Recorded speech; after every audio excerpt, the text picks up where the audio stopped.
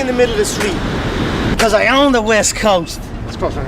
What do you mean cross, yeah? In the middle of the street I walk. Who's gonna stop me? Anyone gonna stop me? From Floyd Mayweather. Where's Conor?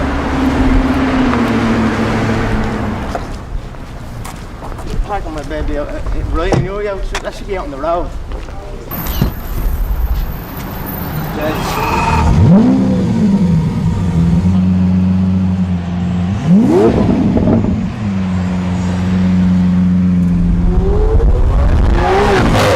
Fast. It's powerful. This life is a good life.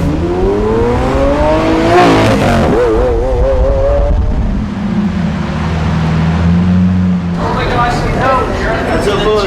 How are you? The best press conference ever. I'm now we're down here. Just wasting time. What else are you gonna do? Train, eat, shop. I come down here and blow a load of money on my beautiful woman and myself.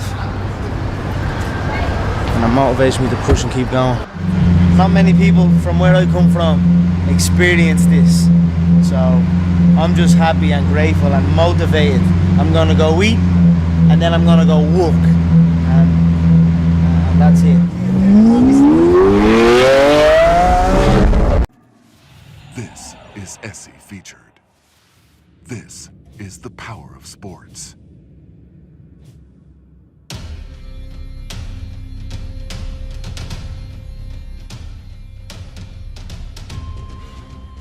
There's no talent here. This is hard work. This is an obsession. Talent does not exist. We are all equals as human beings. You could be anyone. If you put in the time, you will reach the top, and that's that. So I am not talented, I am obsessed.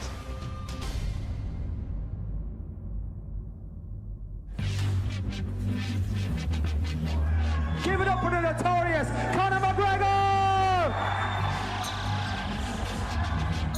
There's two things I really like to do, and that's whoop ass and look good, and I'm doing one of them right now, and Saturday night I'm gonna do the other.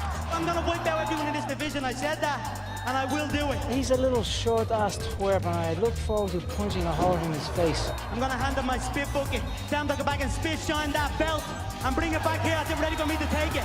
I'm sitting up here with my feet on the desk. What's anyone up there gonna do about it? Not one of you are gonna do anything about it.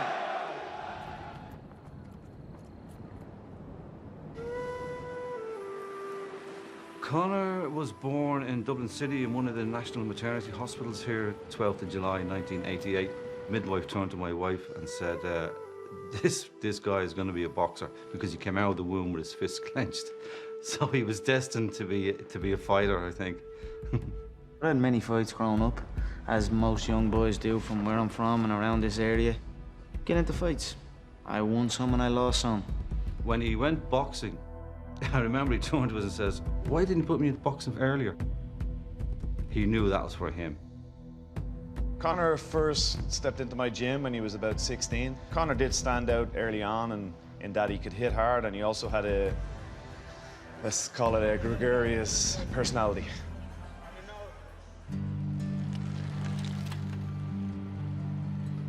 I was thrown into a plumbing trade. Give a about plumbing, didn't know anything about plumbing. I just went on that site because culture told me that that's what I have to do. I'd done it for a while, and then I realized this is not what I want to do. If this is not what I want to do, then what the f am I doing it for? And I walked out, 18 months in maybe. There was a concern there for us, for his mother and father. We didn't know what he was going to do, to be honest with you. Early on, obviously didn't know what it was. I couldn't look to my mother and say, hey, this Irish man done it.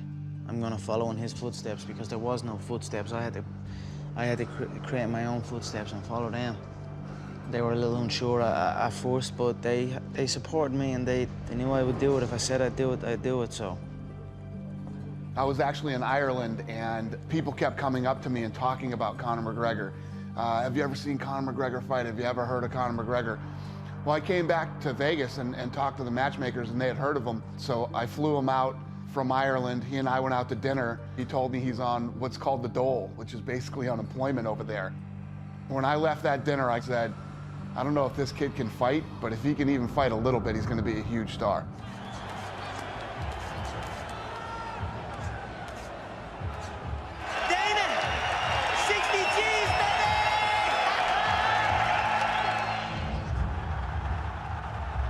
There's only 9,000 people that can get into that arena in Dublin, and it sounds like there's 90,000. It was a phenomenal night for the sport in our country, and it sent it into the stratosphere over here. We're not here just to take part, we're here to take over. He wasn't in the UFC to make up numbers. He wasn't there to be a token Irish guy. He was there to take over, and that's what happened over the last 12, 24 months. The numbers don't lie. No pipe did hug, no battle drum did sound its threat tattoo, but the Angelus bells or the levee swells rang out in the foggy dew.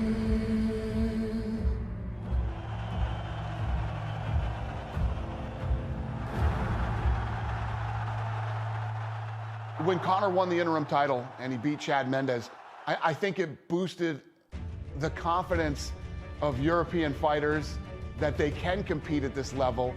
You know, these guys will come up every once in a while that have that it factor, that thing that other people are attracted to. He speaks well, he's very funny, he's a home run.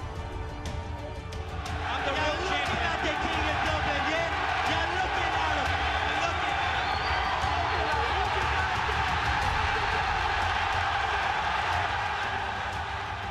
This next fight is done and dusted. It's over. It's been over since January of this year. Aldo is a busted flush at this moment, okay? He's finished. After the Dennis Siver fight in Boston, remember when Conor jumped the ring and he was in Aldo's face? That moment, the fight was won. Conor McGregor is gonna crack Jose Aldo's skull. I'm not happy to say that, but I think Jose Aldo would want to have a good craniologist on standby. Look into my eyes, little man. Little Brazilian. Ooh, vamos, hey. If he shows up, he will be agitated, he will be over-emotional. If I half faint, he will overreact. He will drain himself from this. He will panic. He will overload on the right hand. I will slip the right hand and bang the left hook. That will be the beginning of the end. McGregor, how long is it going to take you to rip his head off? It will be done in one.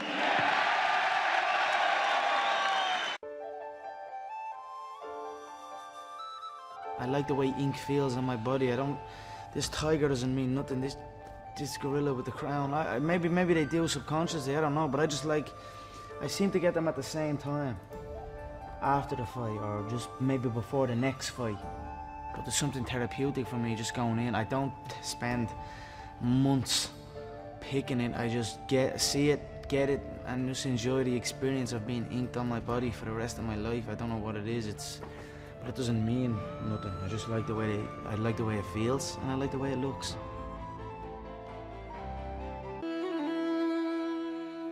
Balance is everything. Life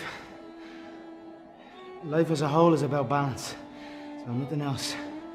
If you think about it, when you're born, what's the first thing you learn? You learn how to control your head. You learn how to balance your neck muscles. Then you learn how to balance on the feet. Somewhere along the way, you forget balance. So I like to always keep my balance sharp. I feel when I'm balanced and controlled in my frame, and I have confidence in my frame, I can throw any shot or I can move in any sequence.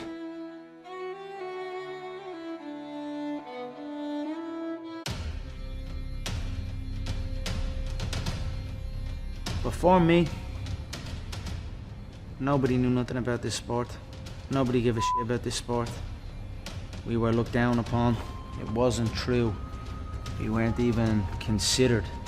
Not only in like mainstream or whatever you want to call that, but even in fight circles, in real fight circles. We had a reputation, but in pure fighting, we had no reputation whatsoever. So I'm proud to be putting my nation at the forefront of the fight game where we belong. We're less than 2 weeks away from UFC 189. Jose Aldo is your opponent for that. And I was fascinated by your move in the news conference. I know you guys are always trying to get into the head of your opponent.